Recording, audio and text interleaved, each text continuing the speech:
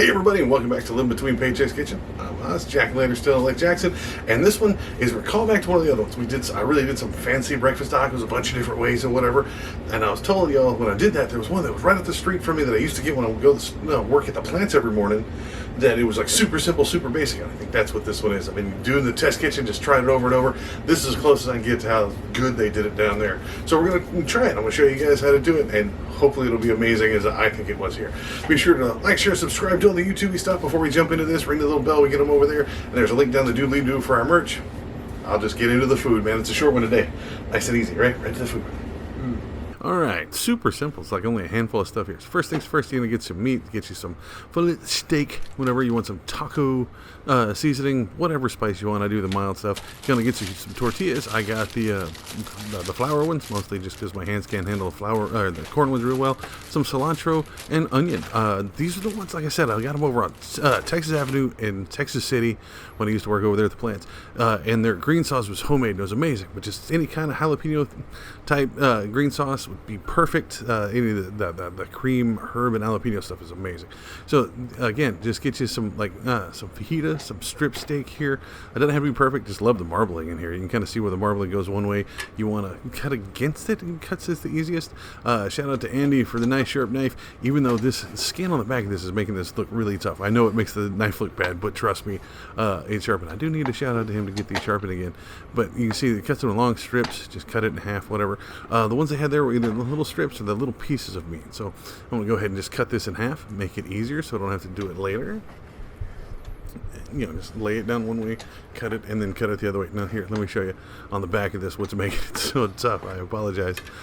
It's this white ropey skin stuff. It's on the skin side of the meat, so I apologize. But there's a way to pull that off. I just don't. I leave it on there just as a connective tissue to keep the meat in one strip.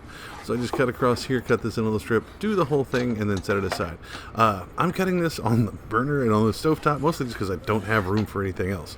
So don't stress about it. So cut it into these small pieces here, set it to one side. Now, your onion, like I said, this is like an eighth of an onion. You can use any type of onion you want. I'm just going to cut it one way, and then turn it around the other way, put it back together like it's a bad Jenga or Lego puzzle, and then cut it down again.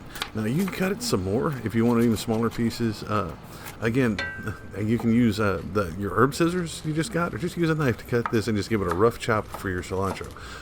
Again, my friends are allergic to cilantro, so if you're allergic to it or you don't like the taste of it or tastes like soap, don't use it. My friend Megan can't eat cilantro, but she loves the taste of it, so this one goes out to her. I apologize for that, Limbo.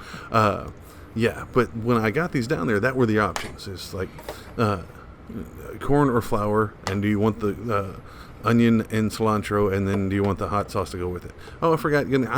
I use a little bit of oil here. Some people just put the meat straight in there by itself. I use a little bit of pan lotion. That's completely up to you. It's not mandatory. You can use like a quarter of a tablespoon of butter. Do the same thing. It's just to get the meat started. Just when you go cooking the meat, the juices and stuff will come out. But down here with the humidity being weird, I don't let it do that. So I go ahead and just put that in there. So get you your spatula. That's our living between paycheck spatula there. And then put the meat down on the metal, man. You want to just shake it around and let it brown.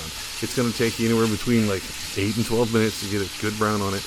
And like I said, I've had people throw stuff out because they're like, my meat went gray or whatever. It'll get brown eventually. Think you want a good color on it, you go ahead, and if it's too big, get the pieces, get you your kitchen shears, which are just retired like linen shears from your sewing kit that you keep in the kitchen, and cut them down.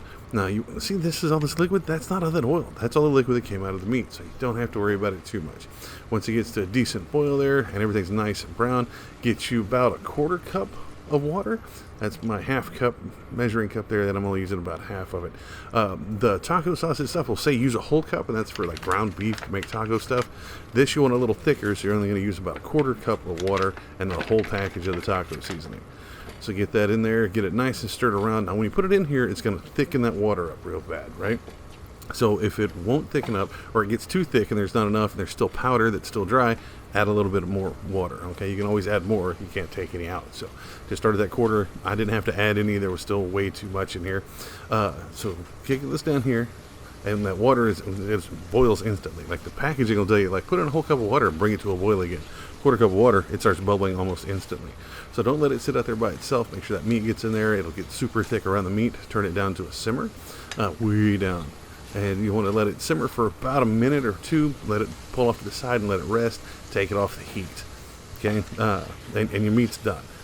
See, nice thing. Give it a smack. Yeah, bad meat.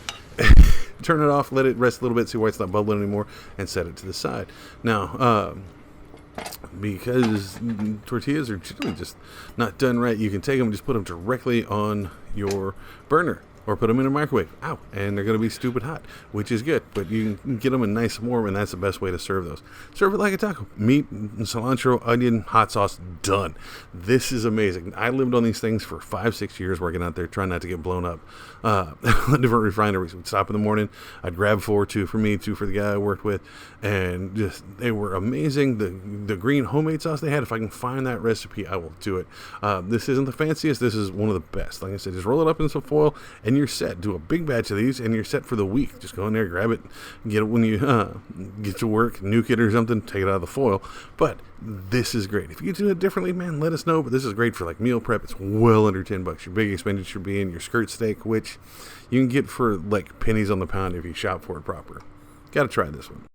And there you have it, folks. That's very simple, very basic. I know it's a short one. I got a lot of stuff.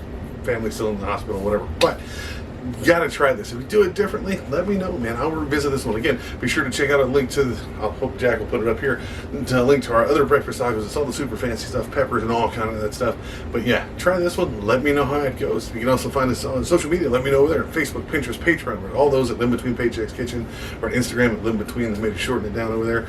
Me, Osprey Nerdy, I'm on all those, including TikTok and on Twitter for now. Mostly just talking nerd stuff and action figures and toys and miniature painting. But I will see y'all next time. I got breakfast tacos to eat. Y'all be safe.